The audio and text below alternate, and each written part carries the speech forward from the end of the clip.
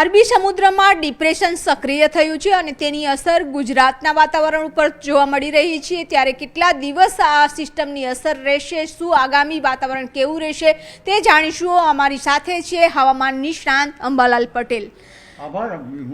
કાકા, અત્યારે જે રીતે વાતાવરણ બની ગયું છે, આ વાતાવરણ કેટલા દિવસ યથાવત રહેશે અને વરસાદની શું આગાહી છે? તારીખ 30મી સુધી તો આ હવામાન રહેવાની શક્યતા છે અનુમાન। ત્યારબાદ ધીરે ધીરે 2 નવેમ્બર સુધીમાં પણ આ હવામાન રહેશે, પરંતુ લગભગ હળવા જે વાતાવરણ હોય, ધૂંધળું હવામાન, હળવું વરસાદ, આવું હવામાન તો નવેમ્બરની શરૂઆત સુધીમાં રહેવાની શક્યતા રહેશે। પણ અત્યારે હાલ જોવા જઈએ તો લગભગ દક્ષિણ ગુજરાતના ભાગોમાં ભારેથી અતિભારે વરસાદ થવાની શક્યતા રહેશે। ધીરે ધીરે સિસ્ટમ ઊંચી આવશે। દક્ષિણ ગુજરાતમાં ક્યાંક પૂર આવે એવો પણ વરસાદ થઈ ગયો છે, અથવા તો કેટલાક ભાગમાં હજુ ભારે વરસાદ થવાની શક્યતા રહેશે। દક્ષિણ સૌરાષ્ટ્રના ભાગોમાં ભારે વરસાદ થવાની શક્યતા રહેશે।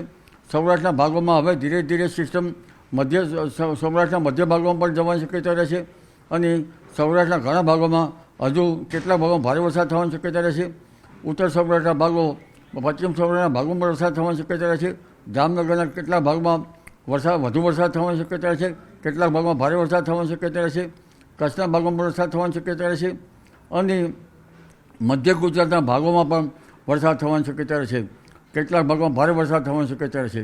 પંચમહાલના ભાગોમાં, છોટાઉદેપુર, પંચમહાલ વગેરે ભાગોમાં વરસાદ થવાની શક્યતા રહેશે અને આજે અથવા કાલે બપોર પછી લગભગ અમદાવાદના ઘણા ભાગોમાં વરસાદ થવાની શક્યતા રહેશે, જેમાં વિરંગામ, બેચરાજી, કડી, સાણંદ વગેરે ભાગમાં વરસાદ થવાની શક્યતા રહેશે।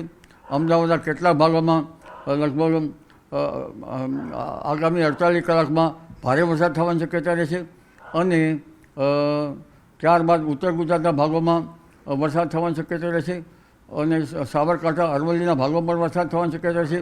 ધીરે ધીરે આ સિસ્ટમ સરકતી જશે અને રાજસ્થાનના ભાગોમાં થઈને, પૂર્વ ભાગોમાં થઈને લગભગ દેશના પૂર્વીય ભાગોમાં જવાની શક્યતા રહેશે।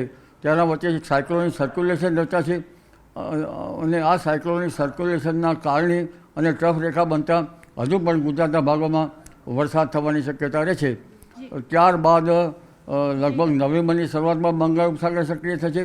પૂર્વીય દેશોમાં ચીન વગેરે દેશોના જે વાવાઝોડાના અવશેષો આવશે અને 4 થી 8 નવેમ્બરમાં બીજો પછી વિક્ષેપ આવશે। પણ કાકા, અત્યારે જે તમે કહ્યું કે આ સિસ્ટમ છે એની 2 નવેમ્બર સુધી અસર થશે, પરંતુ 2 નવેમ્બર બાદ શું ઠંડી વધશે? આ સિસ્ટમના કારણે લગભગ તારીખ 26-27માંથી દેશના ઉત્તરીય પર્વતીય પ્રદેશોમાં થતી હિમવર્ષા અને વરસાદના કારણે લગભગ મહત્તમ ઉષ્ણતામાનમાં 4 ડિગ્રી સેલ્સિયસનો ઘટાડો થશે।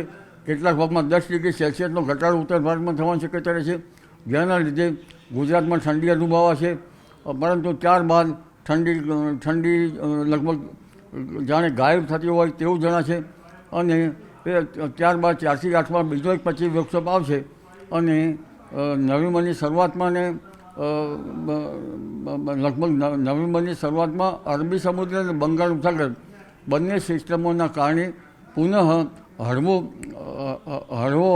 જે બદલાવ એ ગુજરાતના ભાગમાં આવવાની શક્યતા રહેશે અને ઠંડી જોવા જઈએ તો લગભગ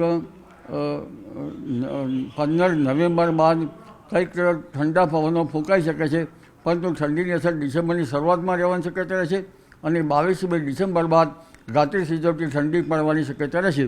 આ વખતે લા નીનોની કન્ડિશનની શક્યતા હોવાથી જો એ લા નીનો બને તો માવઠા પણ વધારે થવાની શક્યતા રહેશે।